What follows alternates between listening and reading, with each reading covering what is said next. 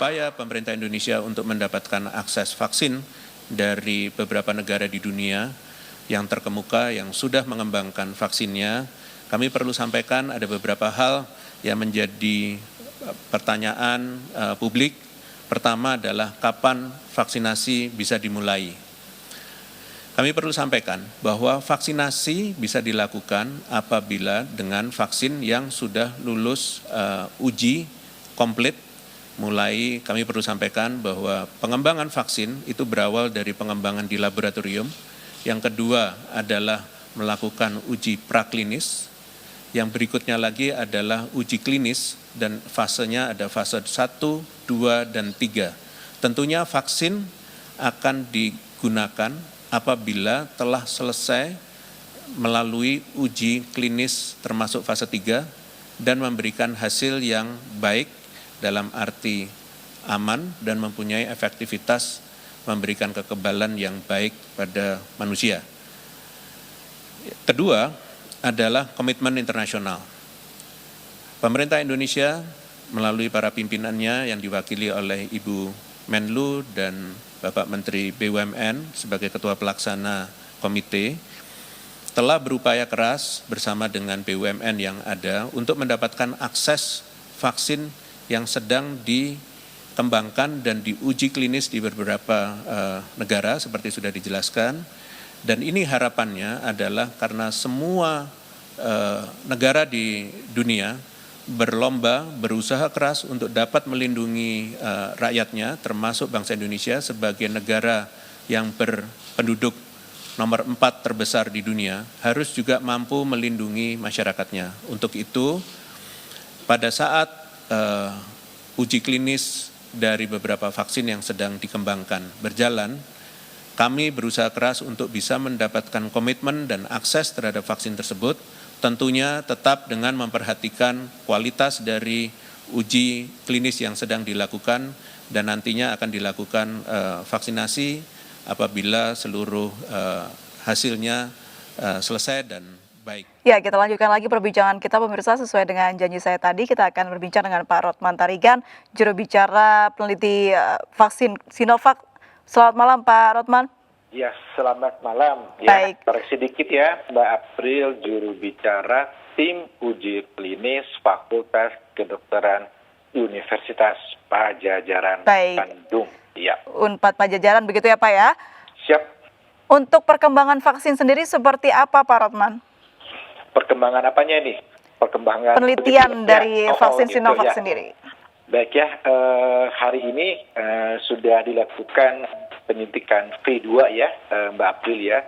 V2 itu artinya penyuntikan dosis kedua dari subjek atau sukarelawan penelitian yang berada di site Fakultas Kedokteran 4 di Eijkman ya.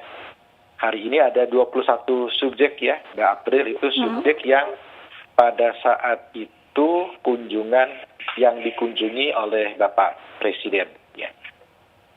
Jadi kalau itu update yang di V2 ya. Kemudian kalau data terakhir yang subjek yang sudah disuntik ya, yang sudah disuntik berarti yang suntik V2 21 orang ya. Kemudian kalau yang disuntik V1 110 orang ya. Total yang sudah direkrut ya. Berarti yang direkrut itu ya Mbak April yang sudah dilakukan swab ya, dan kemudian dilakukan penyuntikan berjumlah 256 orang dari subjek yang akan kita rekrut sebanyak 1.620 orang. Baik, untuk subjek di P1 dan P2 tersebut Pak, apakah memang nanti jumlah di P2 akan sesuai dengan disuntikan yang di P1? Iya, oke. Pertanyaan yang sangat bagus ya. Tentunya kami berharap pada saat P0, P1, P2 itu jumlah subjek yang datang akan sama dengan kunjungan di V1 dan V2. Ya. Dari prosedur penelitian, kita ada tenggat waktu plus 3 hari, Mbak April ya. Jadi bisa V1 plus 3 atau V2 plus 3, itu tenggat waktunya. Jadi kalau dari lewat dari tanggal tersebut, ya subjek misalkan suatu lain hal, dia tidak akan diikutkan dalam penelitian selanjutnya. Jadi ada tenggat waktu yang harus disepakati oleh subjek atau sukarelawan tersebut. Baik, ada berapa banyak Pak subjek yang tidak melanjutkan ke tahapan berikutnya begitu? Oke, ya data sih ada, cuman saya tidak begitu hafal ya. Jadi mereka pas kunjungan V0-nya ketika kita periksa ada ternyata hipertensi yang tidak terkontrol. Ya, kemudian ada kunjungan ketika datang di V1-nya ada demam, ya demam atau pilek, tapi itu kita beri kesempatan hari ketiganya, ya kalau hari ketiga masih sakit, setelah itu kita tidak bisa ikuti, ya datanya ada beberapa subjek yang tidak dapat mengikuti kegiatan di V1, rata-rata itu dengan penyakit yang hipertensi atau dengan asma yang tidak terkontrol. Baik, membutuhkan target atau subjek berapa lagi, Pak?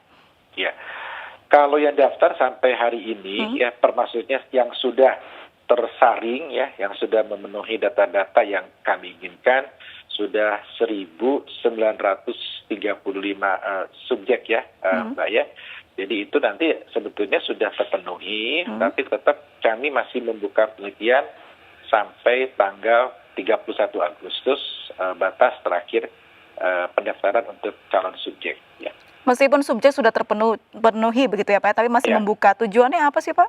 Ya, karena tadi yang saya sampaikan ya Mbak Aprilia ya, di depan saya sampaikan, ketika misalkan satu lokasi penelitian atau site study ya, di situ mereka datang ya, kemudian antara satu lain hal, usianya mungkin ya kadang-kadang usia 40 juga ada yang jarang periksa tekanan darah, ketika saat diperiksa sehat nggak sehat, ya biasa kan tanya apa, olahraga, hobinya apa, ada nggak penyakit keluarga, nggak ada. Jadi ketika diukur, 150, 160, mungkin tegang kan ya, kita ulang lagi, coba relax dulu deh, atau Bapak Ibu relax dulu. Ternyata setelah diistirahat 10 menit masih ada tekanan darah tinggi, ya udah, akhirnya mereka tidak bisa ikut. Jadi pada saat V0 juga, walaupun mereka terpanggil pada saat administrasi lengkap, nah pada saat hari D-nya bisa mereka tidak terjaring atau eligible untuk ikut penelitian tahapan yang berikutnya. Berarti tegang atau faktor psikis juga mempengaruhi ya Pak ya? Ya, kalau faktor psikis kita biasanya suruh relax dulu, kan kemarin juga ada ketika saya supervisi ke beberapa lokasi. Wah dok, saya ini sebetulnya bagus nih olahragawan, ya udah relax dulu aja lah ya, relax santai. Ya mungkin karena deg-degan kan diambil swab, mau diambil swab, diambil darah, disuntik, ya mungkin sama lah ya Mbak April, saya sedih pun kalau diambil darah kan ada rasa deg-degan, apalagi disuntik, itu hal yang psikis. Tapi kita manusiawi ya Pak ya? Kita buat relax dulu aja, silakan relax dulu, mau denger musik dulu di headset atau jalan sebentar dulu. Nah biasanya kalau pas datang ada kan yang harusnya datang misalkan jam sekian, dia datang buru-buru, aduh dok maaf dok buru-buru, ya udah bisa dulu aja, nggak apa dok, saya sehat dok, tolong diukurkan darahnya, tahunya tinggi ya, tenang pak, relax aja dulu pak, nanti kita bisa kan, kita kan istilahnya membuat subjek senyaman mungkin, mereka tidak ada pressure, karena kita ingin maksudnya suasana. Berarti relawan ini kondisinya harus prima begitu ya Pak ya? Ya sehat Pak ya, sehat ya. Kalau tadi di segmen sebelumnya kita berbincang bersama salah satu relawan, Mas Hendri mengatakan. Yang di mana itu? Yang di Ekman berarti hari ini ya? Dia mengatakan pada P1 dan P2 lebih sakit suntikan di P2. Sebenarnya apa sih Pak bedanya Pak? Ya itu kadang-kadang ya sama lah ya. Itu agak jawabannya mungkin bisa subjektivitas. Kadang-kadang saya pun kalau melakukan imunisasi gitu ya, aduh dokter nih kemarin sakit nih, sakit sekarang enggak, ya mungkin ada faktor lainnya. Jadi ada dalam istilah imunisasi itu ada namanya ada anxiety gitu, ada kecemasan yang sifatnya sesaat gitu Mbak Aprilia. Jadi unsur subjektivitas sama environment lingkungan mungkin berpengaruh juga. Baik. Apakah betul dosis ditambah Pak untuk yang P2 ini? Oh enggak, tetap ya kita sudah itu dosisnya 0,5 ya, disuntikan di sebelah kiri dengan cara intramuskular. Jadi intramuskular itu dosis yang sangat, maksudnya dari sisi dokter medis itu yang paling mudah, paling nyaman karena dia menembus ke otot yang paling dalam, Mbak April ya. Baik, dari proses P1, P0, P1 dan P2, relawan ini tidak boleh melakukan aktivitas apa Pak? Atau ada syarat-syarat tertentu? Nah, itu ya pertanyaan yang menarik banget ya. Jadi kemarin beberapa kali saya melakukan inform concern, terus nanya-nanya, ada yang nanya, dok saya ini mahasiswa nih dok gitu, apa harus stay di rumah aja? Ya maksudnya stay di rumah sih lebih baik dah, tapi kan mereka kuliah atau ada yang bekerja, atau juga kemarin ada yang ojol ya, jadi ada yang nanya dok gimana? Biasanya aktivitas gaya hidup, ya mungkin ya gaya hidup yang sudah mereka jalani biasa aja, bangun tidur, sholat subuh, olahraga, aktivitas mungkin olahraga, apa yang lainnya istilahnya biasa aja, normal kehidupan. Normal biasa ya Pak ya. Betul. Satu lagi yang kami penasaran adalah pernyataan dari Mas Henry yang menyebutkan setelah P2 ini ada 6 bulan lagi untuk kembali dipanggil. Ini tahapan apa Pak? Jadi itu nanti setelah P2 ini nanti akan dipantau. Jadi bukan istilahnya bukan dipanggil datang ya, tapi pada saat yang terakhir akan dipanggil, nanti di situ mereka akan dikontak lewat, mungkin sekarang ada WA grupnya Mbak gitu ya. Ada WA grup, saya di Ekman ada WA grupnya, nanti ditanya sama SC atau set koordinator, Bapak Ibu gimana hari ini, tolong lapor ke kami keluhannya apa, begitu. Gitu Baik, aja. jadi 6 bulan lagi tuh follow up begitu ya Pak ya, bagaimana kondisi para relawan. Yang nanti ini hasilnya bisa memastikan vaksin ini berhasil atau tidak begitu? Ya, itu yang paling penting dari fase ketiga ini ya. Kalau fase 1 sudah tahu kita imugenitas ya, kekebalan. Fase kedua kita mencari dosis dan keamanan. Dosisnya dapat yaitu 0,5 dengan jarak interval 14 hari. Yang ketiganya yang paling krusial yaitu efikasi. Nah, efikasi ini adalah untuk melihat bagaimana kemampuan pelindungan seseorang yang telah mendapatkan vaksin COVID-19 untuk terhindar dari penyakit COVID-19.